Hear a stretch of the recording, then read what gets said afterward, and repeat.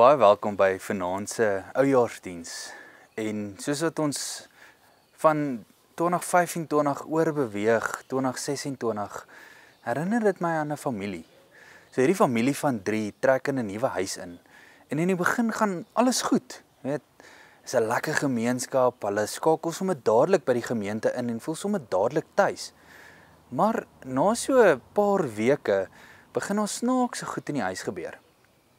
Die TV sit van self aan, die ligte gaan aan en af, en hulle kom toe agter hulle het 'n spook.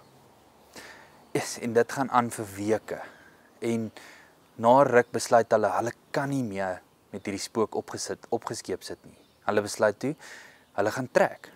Maar hulle kom agter, die spook is net van 5:00 die oggend tot 8:00 die oggend bedrywig. So hulle besluit, hulle gaan so reël, dat die trok 5:30 stop, en as daai trok stop, dan moet hulle laai. 5:00 die oggend is ma al besig om klere in tasse te gooi, pa is besig om die kombuis op te pak, Boetie is besig met al sy speelgoed. 5:30 toe daai trok stop, toe begin hulle laai. 7:15 is hulle reg om te ry, en soos wat hulle in die trok inklim, kom buurman uit, en hy sê, buurman, waar gaan julle? En nog voor pa kans kry om te praat, steek Spookie sy kop by die deur uit en sê, kan jy nie sien ons trek nie? En so gaan dit deur 'n jaar. Daar's baie goeters wat ons in die volgende jaar invat. Daar's baie goeters wat ons nie saam met ons wil trek nie. En dit is die goedjies soos die spook. Kolossense 3 skryf Paulus vir gelowiges wat klaar in Christus is. Maar ek wil vanaand die teksvers bietjie opdeel in 3 dele. Die eerste deel vra, wat moet ek uittrek? Nou vers 8 en 9 gee vir ons so mooi antwoord op dit. Dit sê, maar nou, julle het al hierdie dinge laat staan, woede, haat, nait, gevloek, vuil taal moet daar nie uit julle monde kom nie, en moenie vir mekaar lieg nie. Let op hoe Paulus begin. Hy begin met, maar nou. Dit wys, iets het klaar gebeur. Maar nou gaan ons in 'n nuwe jaar in. Dit wys die breekpunt, daai nuwe seisoen, daai nuwe werklikheid. Ek wil so ver gaan om te sê, 'n nuwe identiteit, maar ons sal bietjie later daarby kom. Paulus noem vir ons 'n paar goedjies wat ons moet uittrek. Woede, daai kort lont, daai vinnige reaksie, wanneer dinge nie gaan soos wat jy dit 100% beplan het nie. Nou, dit is soos daai wat jou werkskollega al die erkenning kry vir jou werk, daai woede wat jy voel. Woede is nie dikwels oor alles wat gebeur nie, maar dit bou op. Dit is goeders wat van 'n lang tyd opbou en opgewerk word. Teleurstellings, ongesproke pyn, al hierdie dinge kry 'n manier om die binne van jou bietjie op te roer. Dis daai uitbarsting wanneer iemand iets sê wat jou net verkeerd opvryf. Die volgende ding waarvan Paulus praat is haat. Haat is nie altyd hard nie. Dit kom nie altyd met 'n geskree of uitgesproke geweld nie. Partykeer dra dit glad nie 'n stem nie, maar 'n stilte.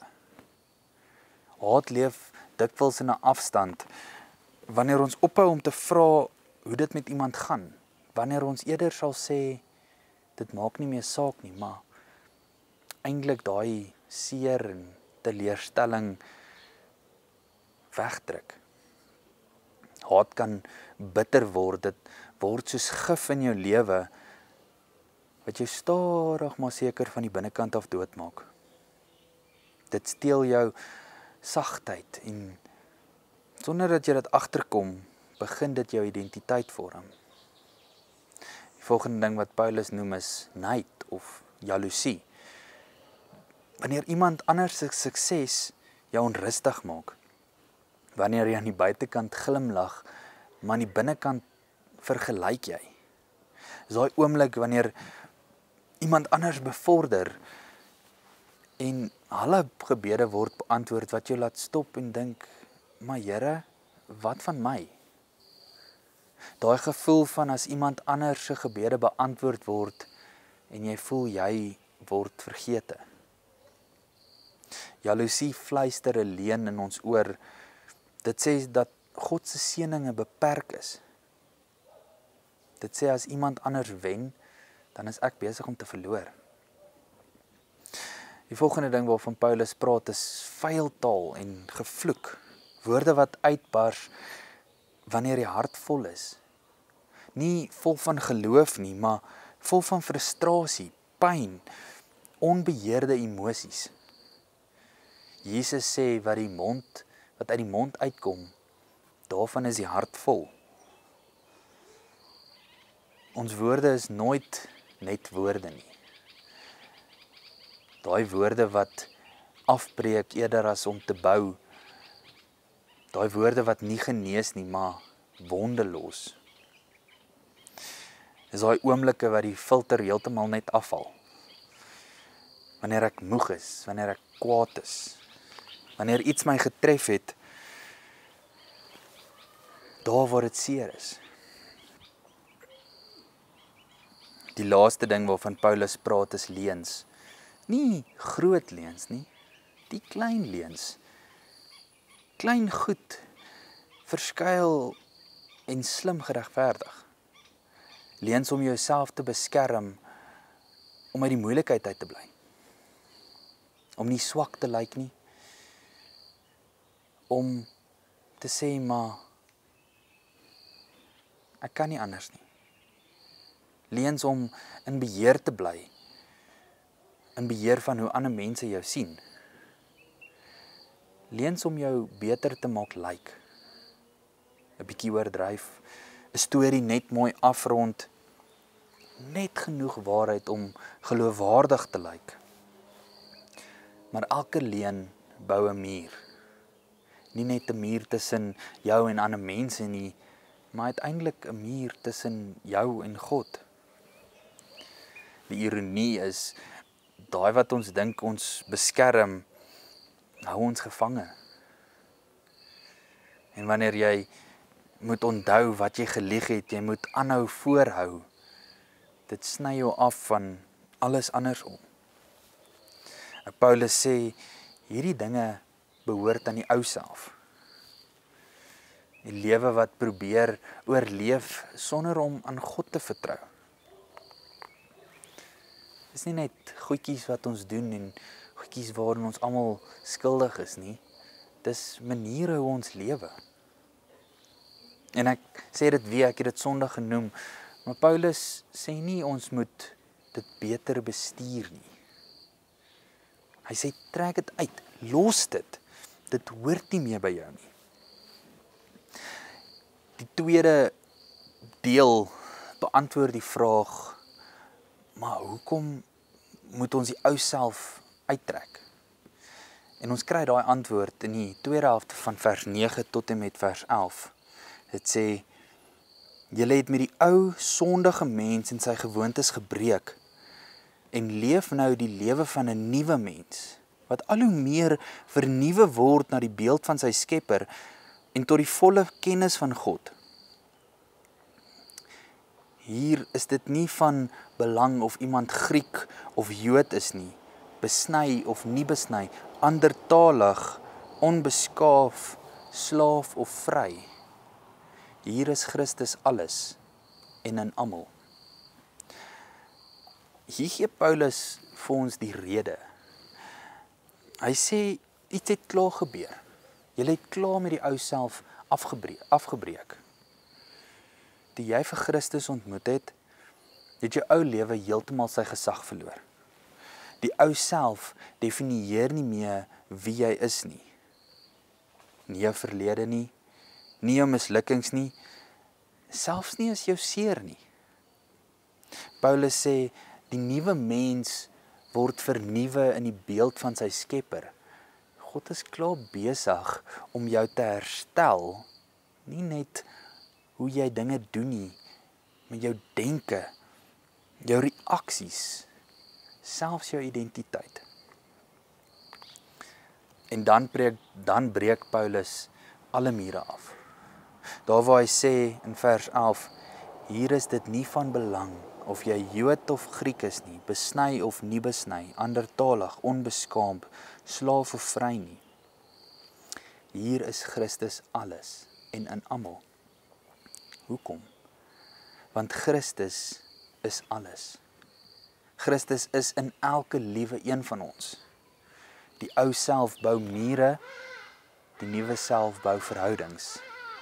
Om te weer weg van die ou self af, nie omdat ons bang is vir 'n straf nie, maar omdat die Here besig is om ons te herbou, te herstel van binne af na buite toe.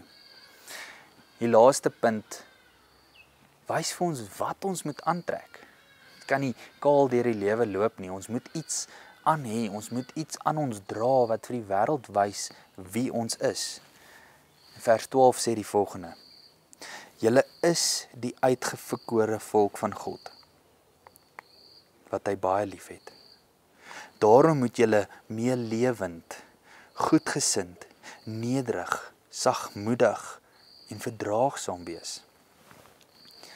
Paulus begin hier met die identiteit voor hy by die goedjies kom wat ons moet aantrek. Ons is God se uitverkore volk.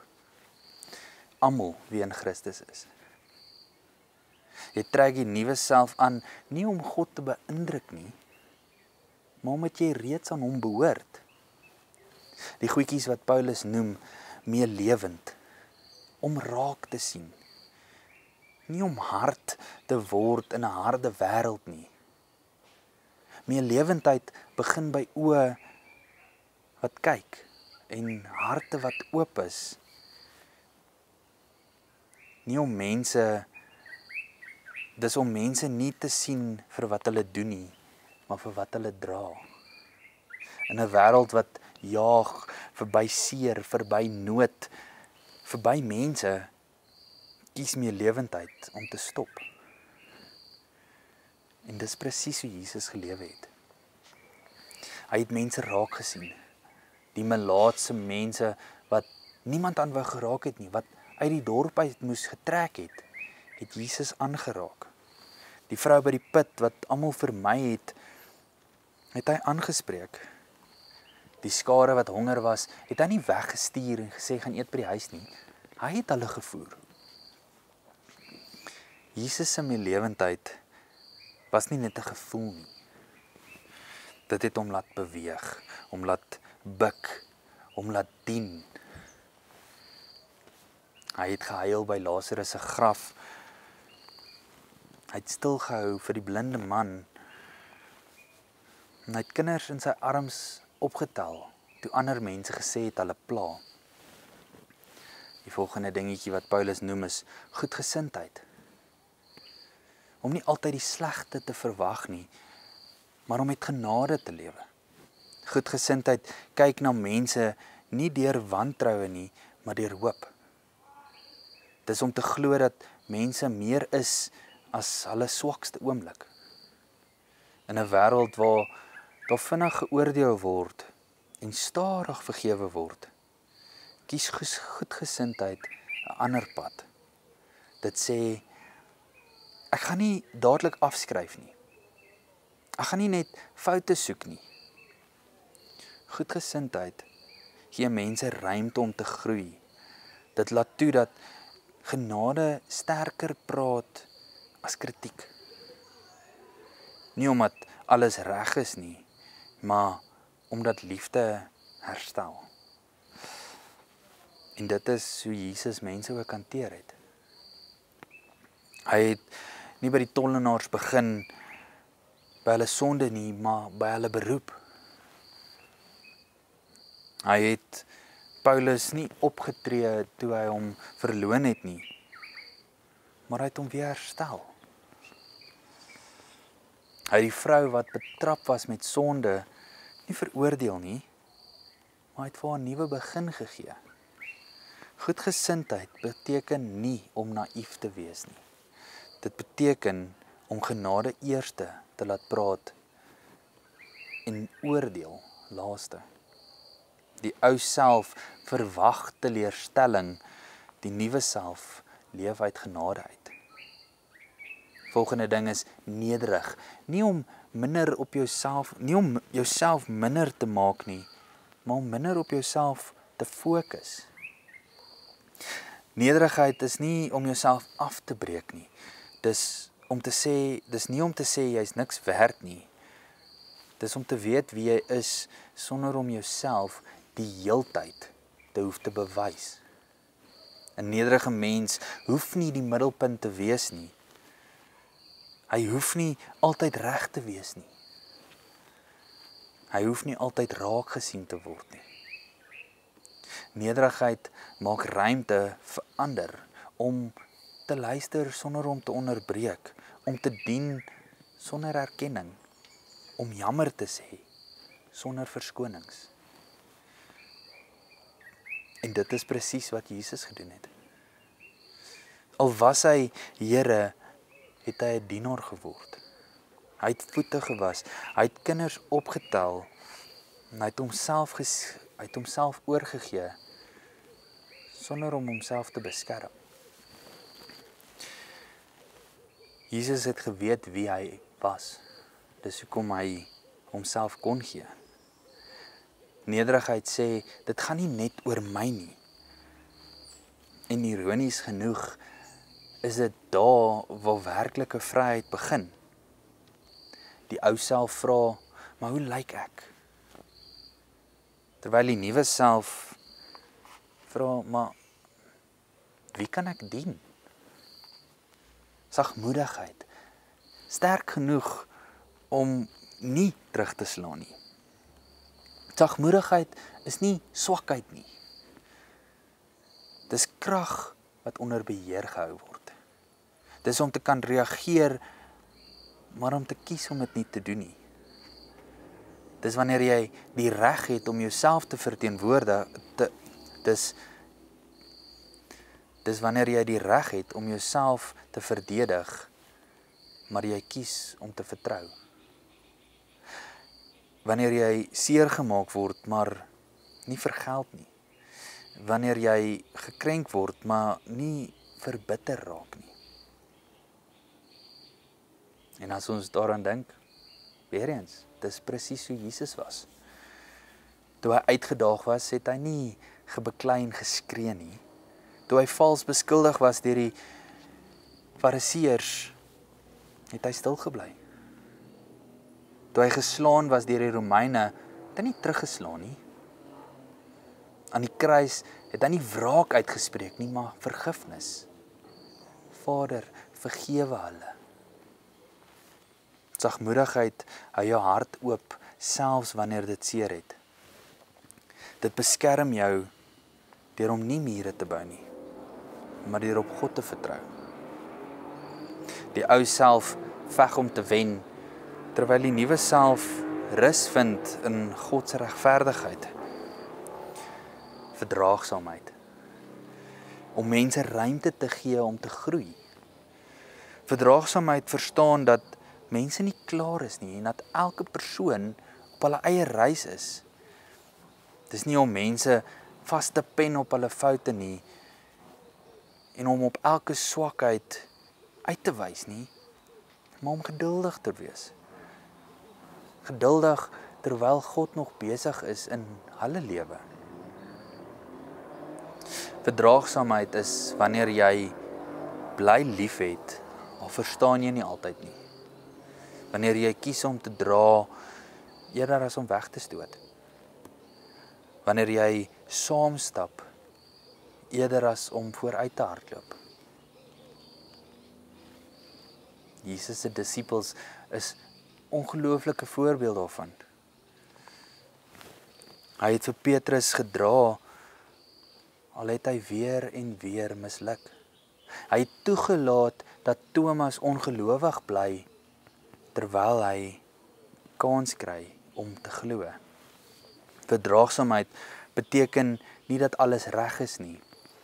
Dit beteken dat liefde sterker is as ongeduld. Die ou self raak vinnig moedeloos. Moedeloos met mense, moedeloos met jouself. Die nuwe self bly en gee tyd vir God se werk om klaar te maak. Al hierdie goedjies is hoe Jesus geleef het, hoe Jesus vir ons as 'n voorbeeld was. En as ons kies om hierdie nuwe self aan te trek, wys ons iets van hom in die wêreld. Ons wys deur ons aksies hoe God se liefde werk. Hoe maak nie saak wat aangaan nie. Ons bly kinders van God. Ons sluit 'n jaar af, maar ons hoef nie alles saam te vat nie. Die ou self, sy woede, sy bitterheid, sy vrees, trek dit uit. En trek die nuwe self aan. 'n Lewe gevorm deur Christus. 'n Lewe van liefde, genade, 'n nuwe begin. Mag hierdie nuwe jaar nie net 'n nuwe kalenderjaar wees nie, maar die begin van 'n nuwe lewe. Amen. Kom ons bid saam. Hemelvader, dankie vir u voorbeeld. Dankie vir hierdie woorde wat ons saam met ons kan dra elke dag in die nuwe jaar in.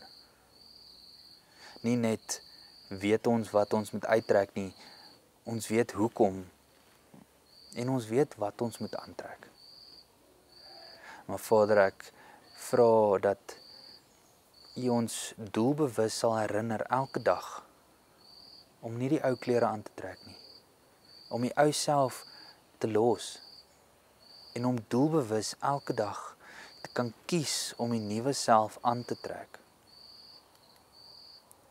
Vader, ons vra dat u 2026 so sal seën dat ons volgende jaar die tyd kan terugkyk en sê, wow, hoe groot is u God? Hoe almagtig is die Here? En ons dank u daarvoor. Dankie dat ons dit kan vra. Ons bid dit in u naam alleen. Amen. Ontvang die seën. Mag die Here jou hart vul met sy vrede. Jou hande lei om te dien.